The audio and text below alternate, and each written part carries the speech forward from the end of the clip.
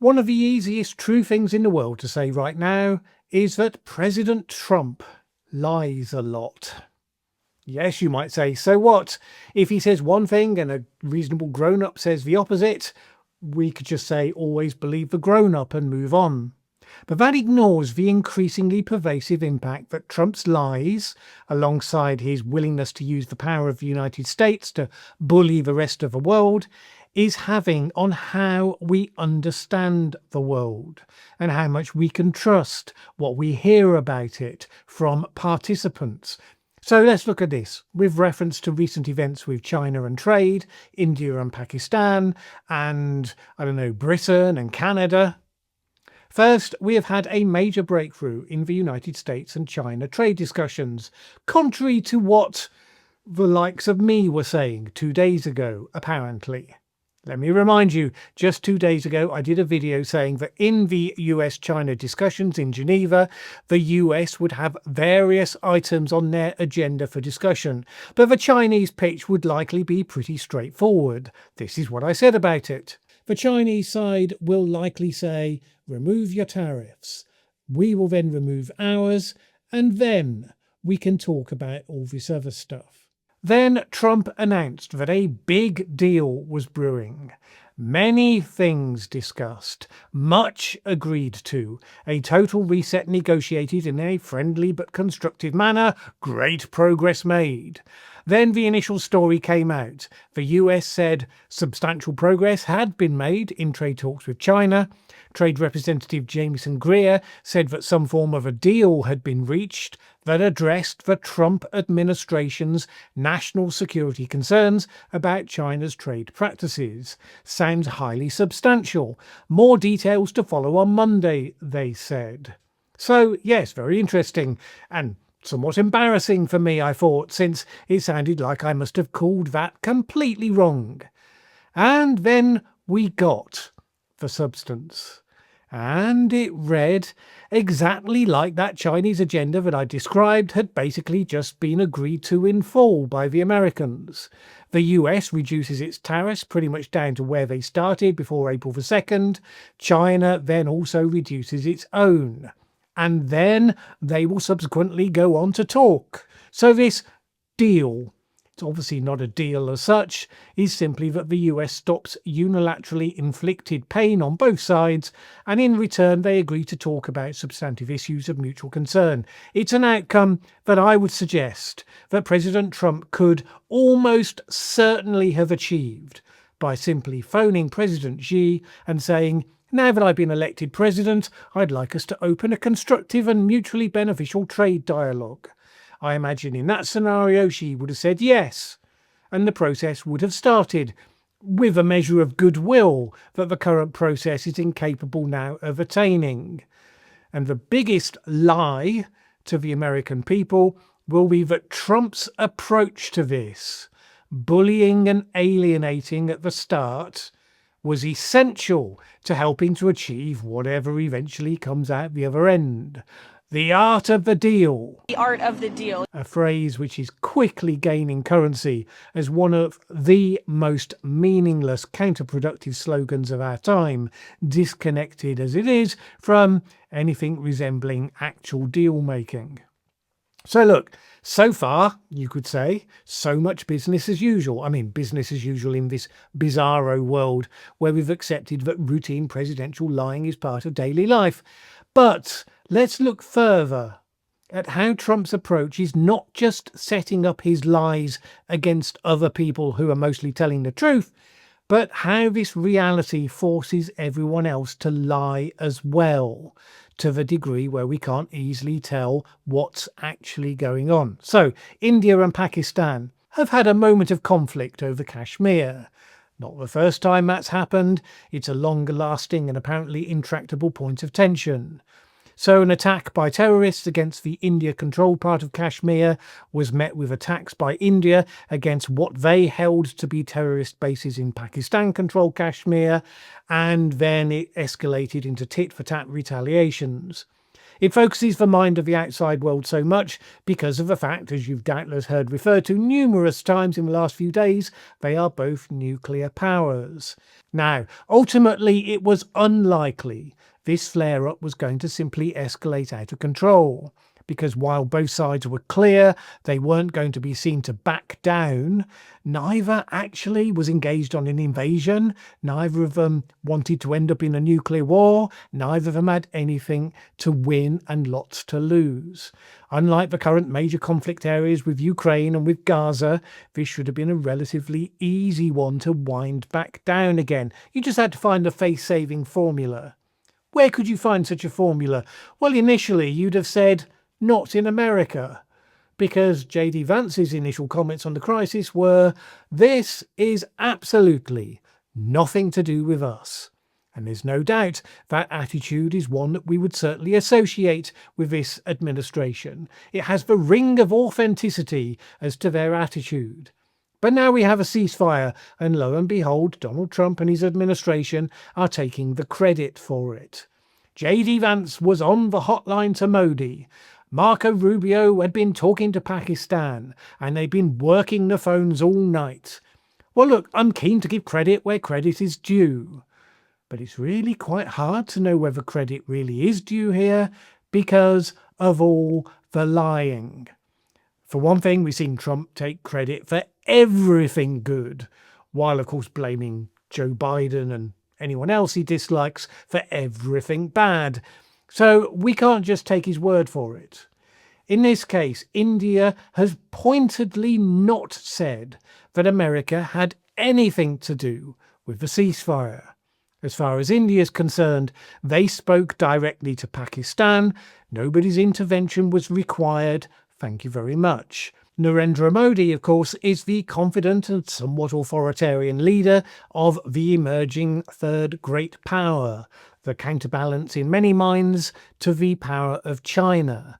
Someone who successfully indulges Trump, keeps a good relation with him, since Trump is naturally attracted anyway towards strong leaders, but who, in exactly that vein, is not going to relinquish control of his country's strategic interests to someone who he privately considers to be a buffoon and an unreliable, erratic actor.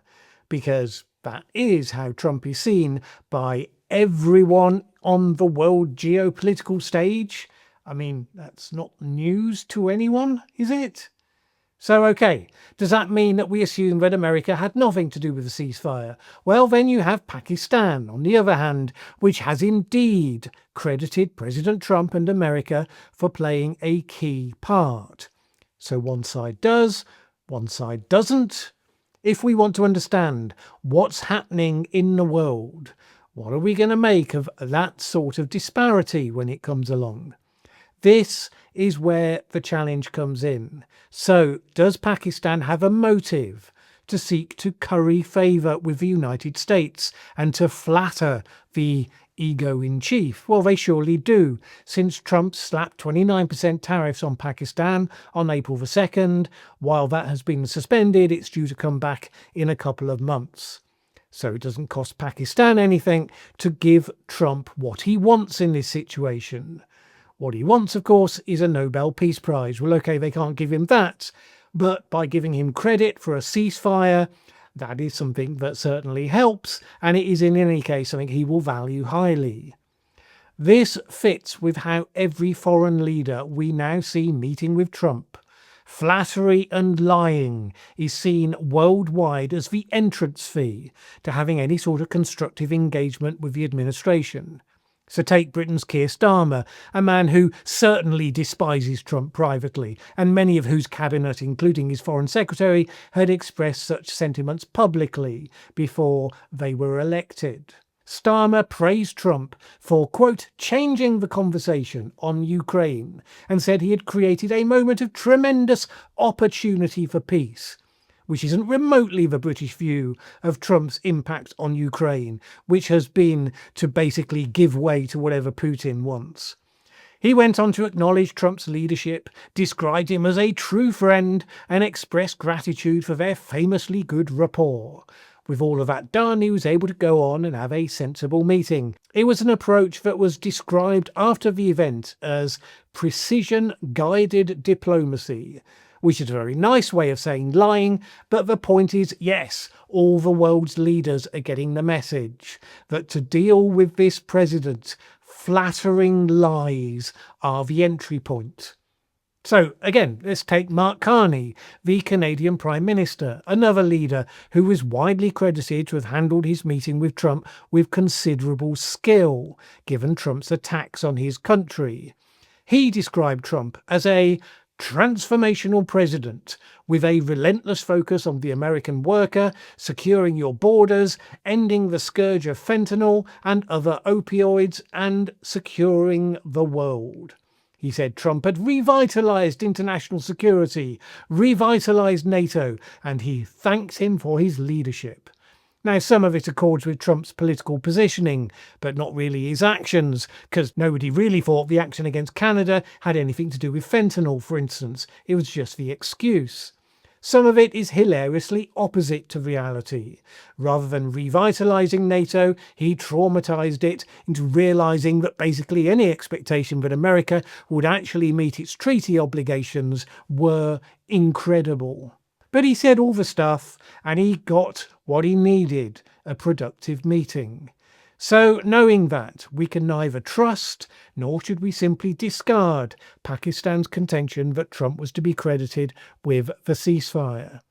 The fact is that while Trump's America is seeking to bully all countries into one-sided trade deals, maybe slightly less one-sided for the ones that perform pleasingly for him, then we can trust nothing anybody says publicly about Trump and his role in the world. All of it is done with a view to how it might unleash retribution from Washington DC if it goes badly, hence people are self-censoring and giving him undeserved credit. Incidentally, while just preparing to shoot this video, Trump did some impromptu boasting about his role with India and Pakistan, where he made explicit the role that his trade bullying had played, at least in his version. We helped a lot, and we helped also with trade. I said, come on, we're going to do a lot of trade with you guys. Let's stop it. Let's stop it. If you stop it, we're doing trade. If you don't stop it, we're not going to do any trade. People have never really used trade the way I used it, that I can tell you. And all of a sudden they said, I think we're going to stop. Almost at exactly the same time, Modi was giving a fiery speech to his people about India's action against Pakistan, and it was very carefully coded, but again clear that India was in charge of discussions. The only points of discussion were its points of dispute with Pakistan. It's tempting, because Trump is throwing the weight of America around wherever he sees advantage to do so, to make every discussion about what's happening in the world in relation to how he does or does not relate to it. As you could say I'm doing in this video, but then this video is about that. It's not about India and Pakistan and the roots of their ongoing conflict. The point to recognise is that while countries have always told normal power political lies, they were normally easy to spot, followed standard rules of short-term self-advantage, and could be interpreted according to rational frameworks of interpretation. So like, for example, China, lying about the origins of COVID-19. Not that it necessarily definitely came from a lab leak and China knew all about it. There are lots of different possible scenarios. But China was aggressively covering up, clearly. Whether deflecting blame if it turned out there had been a lab leak, but he doesn't know that, because it might have been being hidden from the leadership, because failures in authoritarian regimes are punished harshly, so are often covered up. Or whether they, yes indeed, did know that it had been a mess up. In any case, they didn't want to take the blame. We don't know the why. It's pretty self-evident, though, with the lack of information sharing, the aggressive certainty and deflection that they were putting out of the world, it was a standard, short-term, self-interested lie. But now, with the entire world caught in MAGA America's power plays and fantasy version of reality, the gaslighting has entered a new era. Trump's constant lying has always been about his determination and his undoubted ability to shape his own narrative, to make his own reality, if you like, and to make it invulnerable to face-to-face challenges from the facts. So when it's repeated over and over and over, he will bring sufficient people with him to de facto make it an alternative reality rather than just a lie. In the same way that in medieval times, if a majority in your village believed you were a witch, that wasn't just a lie, it was a pretty brutal reality that was about to give you a very bad day indeed. Trump's narrative from now on is going to be that anything good that happens in the world, anywhere in the world, will be down to him. If there's eventually a peace agreement between Russia and Ukraine, however we get to that, it'll be down to him. If there's peace following this ceasefire between India and Pakistan, yep, that'll be down to him. If a new pope turns out to be an American, it will be... Oh wait, no, he already did that one. The point is that many of the world's leaders will aid and abet in this story, which will usually be a lie. I mean, maybe sometime it'll be true. Even a broken clock is right twice a day after all. But as with the boy who cried wolf, most of us will just assume it's a lie, which is the downside of being a lying liar who lies a lot. Even when you're telling the truth, nobody's going to believe you. Trump's lying, along with his habit of using coercive power against you if you don't give him what he wants, is going to poison the official version of reality in the world for the next 4 years. So this is not an American problem. This is a world problem. This is our shared problem. Trump's delusional, self-aggrandizing narrative is going to infect the story that gets told about our history in the making. A lot of people are going to shrug and accept this as the price of getting along.